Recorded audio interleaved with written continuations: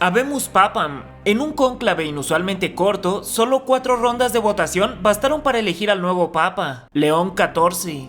El 8 de mayo del 2025, la elección del nuevo Papa sorprendió al mundo entero. El cardenal estadounidense Robert Francis Prevost, de 69 años, nacionalizado peruano, fue nombrado pontífice con el nombre de León XIV. Es la primera vez en la historia que un ciudadano estadounidense asciende al trono de San Pedro. El hecho de que fuera el cónclave más corto desde 1939, demorando solo un día, sugiere que ya existía un consenso bastante sólido en torno a Prevost antes de entrar al cónclave, es decir, que la decisión ya estaba tomada antes del encierro.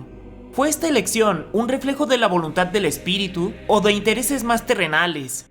¿Tuvo algo que ver Donald Trump, su entorno cristiano conservador, think tanks religiosos y lobbies políticos estadounidenses? En la tarde del jueves 8 de mayo surgió humo blanco sobre el Vaticano, anunciando la elección de León XIV. Miles de fieles en la plaza de San Pedro festejaron la fumata blanca, sabiendo que el Papa sería por primera vez un norteamericano. Llamó la atención la rapidez del proceso. Fue suficiente 4 votaciones para llegar al candidato final.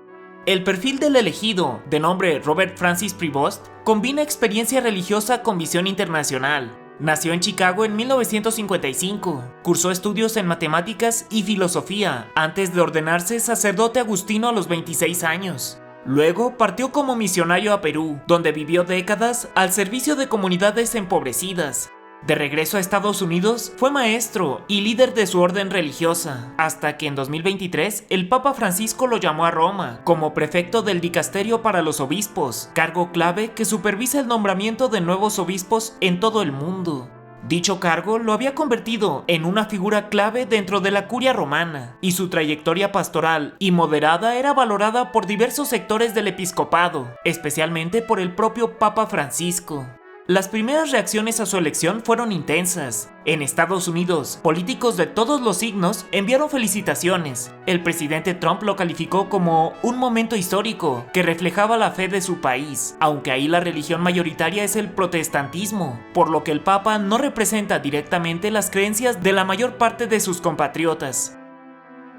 Aún así, Trump celebró en sus redes, diciendo que los cardenales honraron a Estados Unidos con esa elección, aun cuando antes había bromeado con imágenes suyas caracterizado de pontífice, para luego decir que la época en la que Estados Unidos no era tomada en serio se había terminado. Sin embargo, en la práctica no existen evidencias de injerencia formal. La Casa Blanca se limitó a emitir un comunicado de felicitación muy institucional, y en el Vaticano recordaron que la ley canónica prohíbe cualquier presión externa sobre el cónclave. Además de la figura de Trump, hubo especulación sobre la influencia de lobbies cristianos conservadores y think tanks estadounidenses. En Estados Unidos existen organizaciones como los Caballeros de Colón o la Liga de la Familia, grupos católicos que ejercen presión cultural y política promoviendo agendas pro vida, así como valores tradicionales. Tampoco faltan institutos de investigación, por ejemplo la Heritage Foundation o el Action Institute, que difunden visiones religiosas influyentes. Algunos teóricos de la conspiración insinuaron incluso que estos colectivos podrían haber operado en la sombra para beneficiar a Prevost. Sin embargo, estas versiones no han sido demostradas.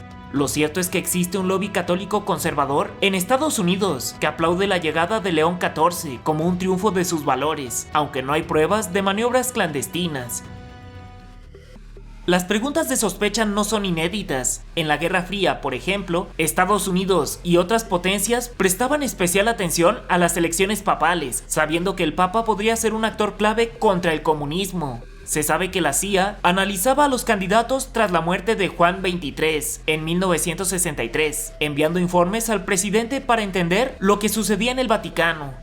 La elección de Juan Pablo II en 1978, un obispo polaco muy crítico con la Unión Soviética, fue celebrada en Occidente como una victoria moral contra el comunismo. Más recientemente, en 2013, se filtró que la NSA de Estados Unidos había interceptado comunicaciones en el Vaticano durante el cónclave que eligió a Francisco. Washington negó cualquier interferencia directa, pero ese episodio alimentó las teorías de espionaje actuales. Estos antecedentes demuestran el interés estratégico de los gobiernos en el papado, pero también lo difícil que es comprobar acciones concretas en un proceso tan hermético. Y es que a diferencia de otros actores internacionales, el Vaticano no necesita ejercer poder económico ni militar para ser relevante. Su influencia depende de su credibilidad moral y de la inmensa fortuna con la que cuenta. Esta singularidad la convierte en un actor geopolítico atípico, pero con una capacidad única para influir en el mundo. En el caso de León XIV, hasta ahora todo indicio de intervención estadounidense es especulativo. Ni el Vaticano ni el gobierno estadounidense han presentado prueba alguna de contactos previos, y las normas del cónclave bloquean cualquier presión externa. Analistas consultados enfatizan que la única información confiable es la trayectoria pública de Prevost, así como el resultado legítimo de la votación cardenalicia, lo que vuelve muy sospechoso todo el asunto. En cualquier caso, la decisión de los cardenales fue privada y reservada, y solo ellos sabrán el peso real de cada argumento en la elección. En definitiva, el papado de León XIV es un hito histórico, lleno de simbolismos, polémicas e interrogantes. Ha marcado un antes y un después en la Iglesia, al romper barreras geográficas en el papado. Si bien es inevitable debatir sobre posibles redes de influencia, lo cierto es que solo el resultado del cónclave puede hablar por sí mismo. Será en el ejercicio de su pontificado cuando se compruebe si esta elección cambió la relación entre Washington y el Vaticano, y por lo tanto que hubo una clara influencia, o si simplemente refleja la decisión libre de los cardenales. A fin de cuentas, su designación ya ha abierto una nueva etapa en la historia de la Iglesia Católica, y solo queda observar si su pontificado confirmará las sospechas o las disipará. El nuevo papa se enfrentará a un mundo polarizado. Nos guste o no, la religión ha vuelto al primer plano, pero no como espacio de reconciliación, sino como arma política. En América Latina, mientras tanto, el catolicismo está perdiendo fuerza, y tal vez pierda más si se comprueba que hubo algún pacto silencioso tras bambalinas. Mientras tanto, todo son puras especulaciones. Así que te pregunto, ¿qué piensas al respecto? ¿Fe o geopolítica?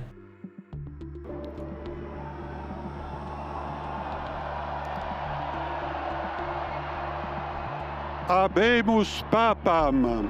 Para mí, Watchers, yo soy Snooty Aaron y tenemos una cita todos los martes, jueves y domingos a las 8 p.m. en este canal, así que no lo olvides, suscríbete y activa la campanita.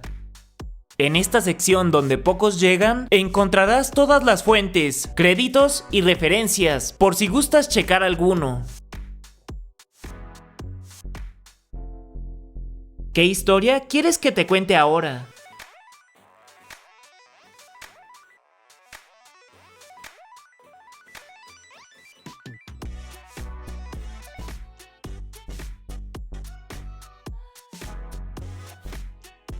Hasta la próxima.